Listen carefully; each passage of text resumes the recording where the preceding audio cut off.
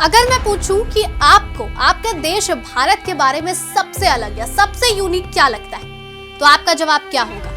शायद ज्यादातर लोग बोले कि वी एज इंडियंस, हमारा कल्चर सबसे यूनिक है। अलग अलग तरह के लोग, अलग अलग मजहब को मानने वाले लोग, सदियों से चली आ रही प्रथाओं को मानने वाले लोग, जो शायद आपने दुनिया में सुनी भी ना हो। तो वहीं कुछ लोग ऐसे भी होंगे जिनको हमारे देश की खूबसूरती पसंद होगी, चाहे झील हो, नदी हो, समुद्र, रेगिस्तान या फिर पहाड़। आप देश के किसी भी कोने में चले जाएं और वहां का इतिहास जानने की कोशिश करें तो जरूर आप चौंक जाएंगे। हमारे देश के हर गांव, हर कस्बे, हर समुदाय की कहानी इतिहास के पन्नों से आज तक जुड़ी है। तो इसका जीता जागता उदाहरण है लद्दाख की आर्यन वैली।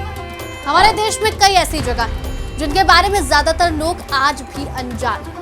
उसमें से एक है आर्यन वैली। क्या है ये आर्यन वैली? आखिर क्या खासियत है यहाँ पर रहने वाले लोगों की?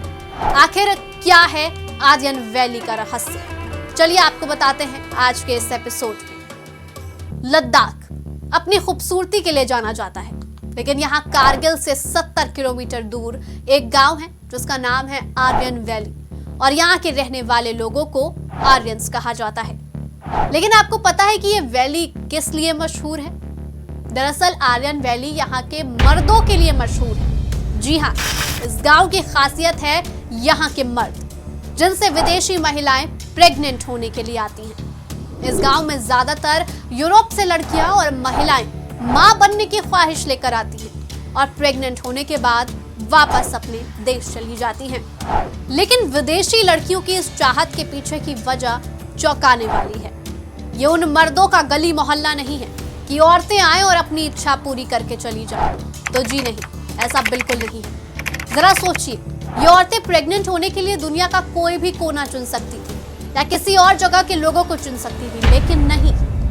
इतिहास के पन्नों को पलटेंगे तो पता चलेगा कि अलेक्जेंडर द ग्रेट, जिसे आप सिकंदर के नाम से जानते हैं, भारत में पोरस से हारने के बाद जब लौट रहा था तो उसकी सेना के कुछ लोग इसी गांव में रुक गए थे, और जिस गांव में वो रुके उसे आर्यन वैली का नाम दिया गया। इन्हें ब्रोकपा जनजाति का सदस्य माना जाता है और उन्हें अलेक्जेंडर द ग्रेट की सेना का वंशज भी कहा जाता है। ब्रोकपा जनजाति के लोगों को आर्यन में सबसे ऊंचा मकाम हासिल है और दुनिया भर में लोग आर्यन जाति के लोगों को तलाशते हैं, और विदेशी महिलाएं इस गांव में रियल आर्यन से प्रेग्नेंट होने आती हैं। यहाँ के लोग दिखने में बाकी लोगों से अलग है। नीली आंखें और कद सामान्य से ऊंचा होता है, और विदेशी महिलाएं अपने बच्चों में यही ट्रेट्स चाहती हैं। वैसे यहाँ पहले टूरिस्ट को आना भी अलाउड नहीं था। ऐसे में सरकार ने इस जगह को टूरिज्म के लिए खोल दिया और लोग उत्साहित नजर आए आर्यंस को देखने के लिए। आर्यंस ने खुद को दुनिया से अलग कर अपना समुदाय बनाया हुआ है।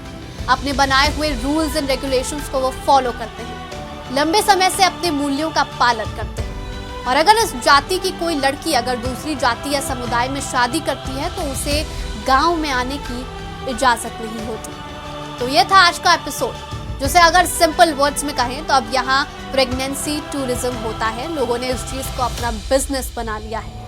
फिलहाल आज की इस वीडियो में इतना ही। अब मुझे यानी नबीला उरूज को दीजिए इजाजत और बने रहिए आज की खबर के साथ।